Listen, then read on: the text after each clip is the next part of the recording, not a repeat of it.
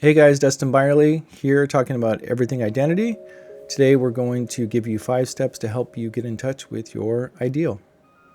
I saw this quote and I'm going to pull it up. Your destiny depends upon what you do in relation to your ideal. Interesting, right? Okay, we'll attach the quote and we'll ask ChatGPT. Translate this into simple plain language that we can dissect. So according to ChatGPT in plain language, it says your future is shaped by how closely your actions match the person you want to become. So this is implying that our destiny is not always fixed in stone. It's how aligned we are with our own ideal.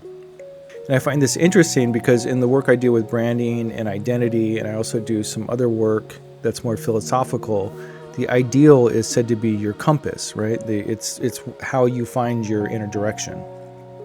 The reason I want to talk about this is I sense a deep sorrow in what's going on in the world right now. There's a real lack of identity, a lack of understanding of who we are and what we're doing. And you could go on and say it's the breakdown of family or religion or spirituality or community or whatever you might think. And although I've done branding for many years, identity is really becoming my true passion.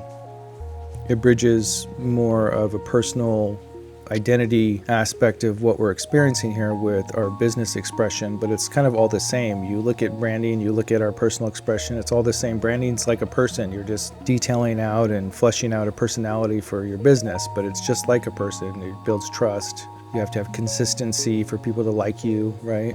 But there's so many factors right now that are eroding our sense of identity, and I think I just want to stay committed to keeping alternative views alive while we're going through this kind of Borg-like shift. What are the tools and processes that can get us in touch with who we really are? And not just on a business level, not just for brands, but on every aspect of who we are.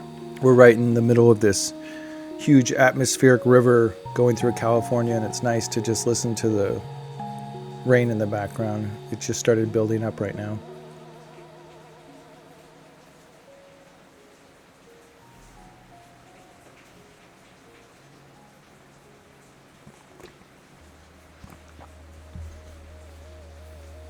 I think what I've been trying to convey is that the branding thing feels dead to me in a lot of ways.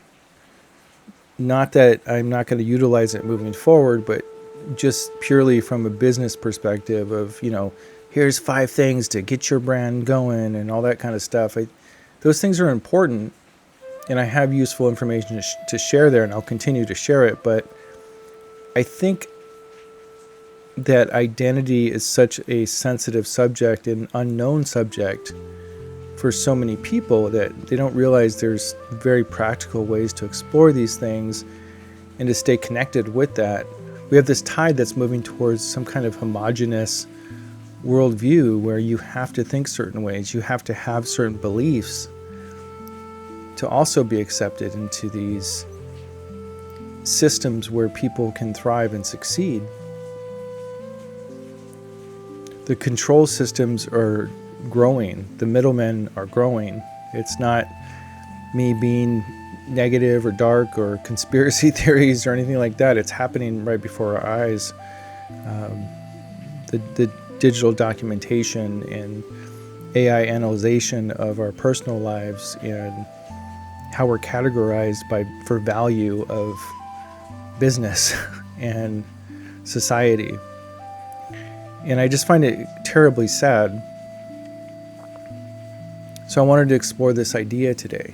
I think that our own inner ideal is, like it's saying, your destiny is based on the relation to the awareness of how much you've aligned with your inner ideal. And it's also your compass. It's how you find your way in expressing yourself. It's not, hey, I need to dress like this or talk like this, right? Or act like this out in the world to succeed. There's an inner ideal that needs to be served from within for you to be fully present here on the planet. And it's that cost, it's that disruption, it's that It's that misalignment with that I think creates so much suffering and pain. And I'd like to be a part of addressing that.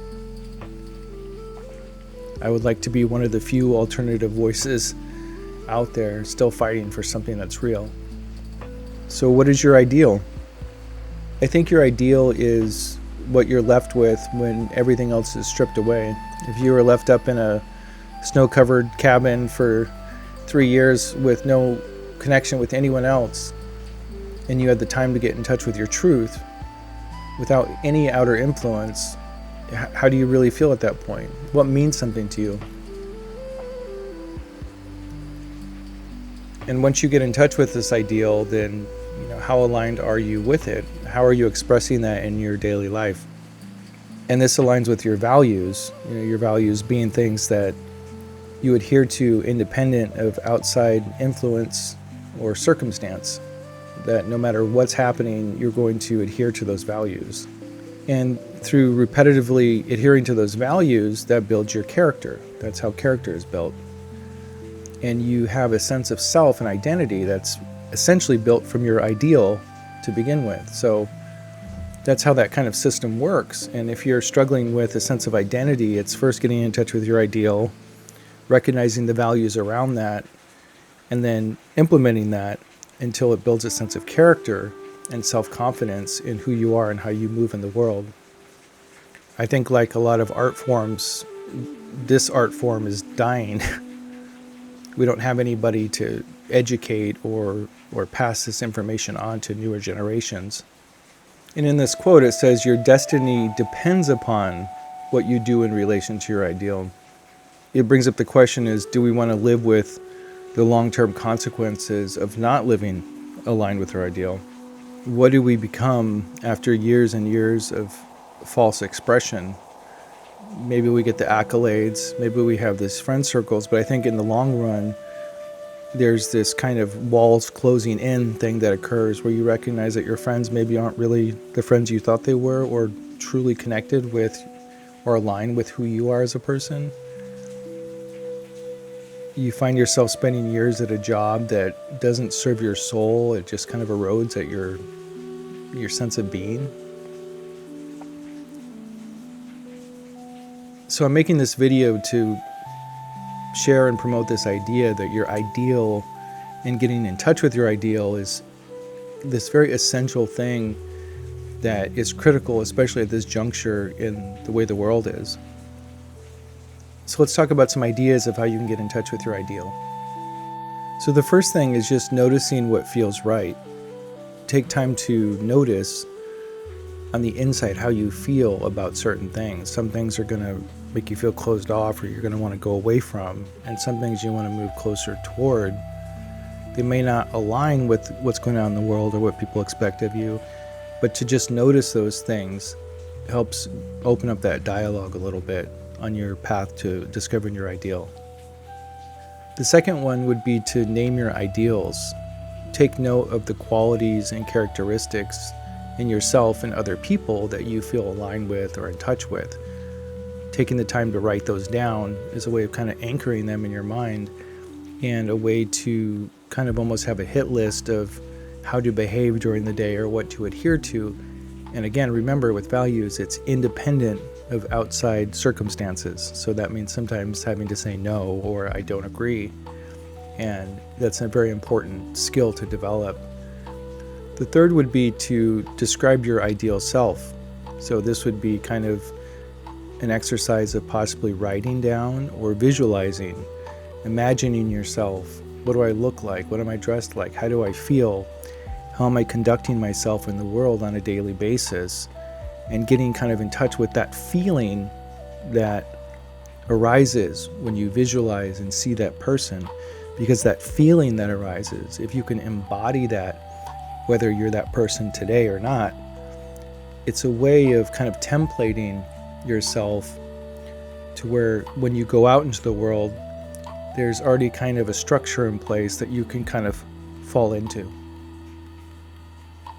The fourth one would be to choose one action. And this is just a simple exercise every day that takes very low energy, doesn't take a lot of effort, where you simply just choose one value to go out into the world and practice for that day. And as you practice different values for different days, it becomes more second nature, and you start to become familiar with the behaviors, the boundaries, and the expression of those particular values that will eventually build that character. And the fifth one is to just review nightly. So when you get into bed at night and you have a moment to yourself, get off your phone and just review and see, how did I apply those values throughout the day? Was I able to hit them on the mark, or was I a little bit off the mark? Did I forget completely? But just take a time to kind of assess, or maybe there was a success, right? And you see yourself really exploring those effectively in society and out in the world, at your job, with your friendships, and see what came out of that, see what was positive. And if something wasn't there, what can you do to adjust to kind of get ready for the next day and get back on track? Your ideal gives direction in your life, and it arises from your inner conscience. It reveals your real values. Those values shape your character through the choices you make. When you understand your ideal, you gain a clear compass for growth. It strengthens your decision-making and supports your personal integrity. It turns self-awareness into a practical plan you can follow every day. I find all this stuff really cool. Identity is a really cool subject. It applies to business branding, it applies to our own personal experiences in our life, and especially right now, it reinvigorates this sense of vigor in our lives as we get more in touch with who we are and we express that out in the world. And that's such an exciting topic for me because I see so many unhappy people out there. So stick with me. Subscribe if you'd like. I do offer one-on-one clarity calls. You can book that above, I think up here. It's an hour that we spend together talking about identity. It can be for business, for personal reasons. It's a great time, and I just help dig into who you are, what you're doing, and why it matters. So thanks for joining me, and do something courageous today to be yourself. All right? I'll see you next time. Okay. Bye.